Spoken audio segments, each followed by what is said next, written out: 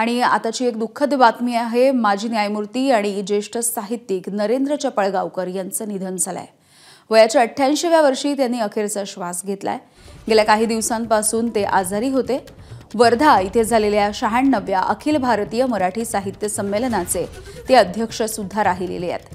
लातूरच्या दयानंद विज्ञान महाविद्यालयाच्या मराठी विभागाचे ते पहिले प्रमुख होते। गरवारे पॉलिएस्टर लिमिटेडचे स्वतंत्र अकार्यकारी संचालक सुद्धा ते राहिलेले आहेत। तर नरहर कुरुंदकर न्यासाचे विश्वस्त सुद्धा होते। महाराष्ट्र फाउंडेशनने साहित्य जीवन गौरव सन्मान हा पुरस्कार त्यांना 2021 मध्ये प्रदान केला होता। The last Nizam and his people या नावाचं त्यांचं पुस्तक सुद्धा प्रकाशित आहे। मंदार गोंजारी आमचे प्रतिनिधी आपल्याला माहिती देतात। मंदार, महाराष्ट्राच्या साहित्य विश्वाला, महाराष्ट्राच्या सार्वजनिक आयुष्यामध्ये गेली अनेक दशकं ज्यांचं नाव आदराने घेतलं गेलं ते न्यायमूर्ती नरेंद्र चपळगावकर। उच्च न्यायालयाचे न्यायमूर्ती तर होतेच, त्याचबरोबर लेखक, समीक्षक आणि त्याचबरोबर काही वर्षांपूर्वी अखिल भारतीय मराठी साहित्य संमेलनाचे अध्यक्ष म्हणून देखील त्यांनी काम पाहिलं। आणि जसं तू उल्लेख केलास, मराठवाडा आणि महाराष्ट्राच्या एकूण अनेक घटनांचे ते साक्षीदार होते आणि तो सगळा दस्तऐवज त्यांनी त्यांच्या लिखाणाच्या स्वरूपातून नोंद करून ठेवलेला आहे। अनेक पुस्तकं त्यांची प्रकाशित आहेत।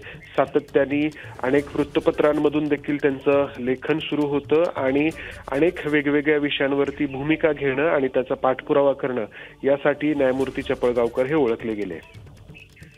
अगदी धन्यवाद मंदार या सगळ्या माहितीसाठी।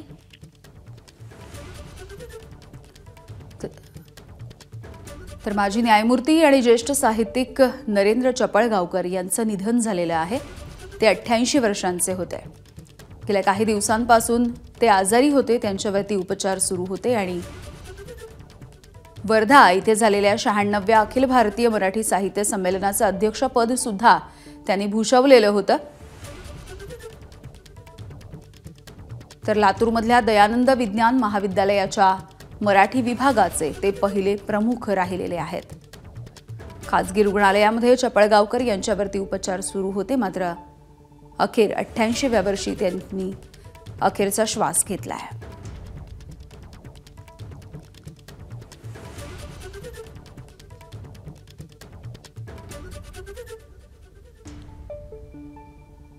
तर अनेक पुस्तकांविषयीच्या समीक्षा सुद्धा त्यांनी लिहिलेल्या आहेत आणि त्यांची अनेक पुस्तकं प्रदर्शित झालेली आहेत, प्रकाशित झालेली आहेत।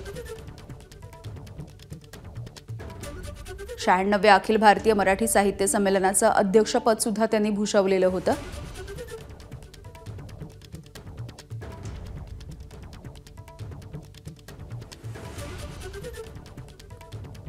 तर गेल्या काही दिवसांपासून ते आजारी असल्यामुळे त्यांच्यावरती उपचार सुरू होते आणि त्याच दरम्यान संभाजीनगरमधल्या एका खासगी रुग्णालयामध्ये त्यांनी अखेरचा श्वास घेतलाय। त्यांचं निधन झालेलं आहे। वयाच्या 88व्या वर्षी त्यांचं निधन झालंय।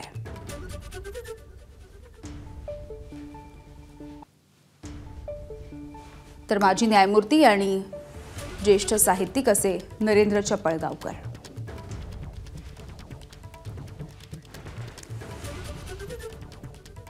ज्येष्ठ साहित्यिक श्रीपाद जोशी सर आपल्या सोबत आहेत।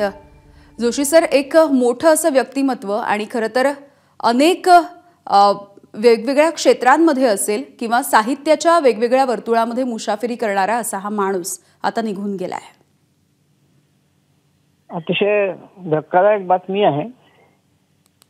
चपळगावकर हे आमच्या वैचारिक कुळातले, परिवारातले आमचे ज्येष्ठ स्नेही, अतिशय मनमिळावू आणि आपल्या वयातलं अंतर विसरून सगळ्या पिढ्यांशी अतिशय व्यवस्थित संवाद साधणारे, अतिशय दुर्मिळ विचारवंत जे काही महाराष्ट्रात शिल्लक आहेत वेगवेगळ्या क्षेत्रातले, त्यातले न्यायदानाच्या क्षेत्रातलं एक अतिशय विवेकी, समंजस, सहिष्णू आणि भारतीय राज्यघटनेला पूर्णपणे बांधील अशा मूल्यांचा आपल्या लेखनातून सतत पुरस्कार करणारे हे माजी न्यायमूर्ती, अशा व्यक्तींची या समाजाला नेमकी गरज असतानाच्या काळामध्ये अशा व्यक्तीचं निधन होणं महाराष्ट्रातल्या विवेकाचं अतिशय मोठं नुकसान आहे। त्यांना माझी विनम्र श्रद्धांजली.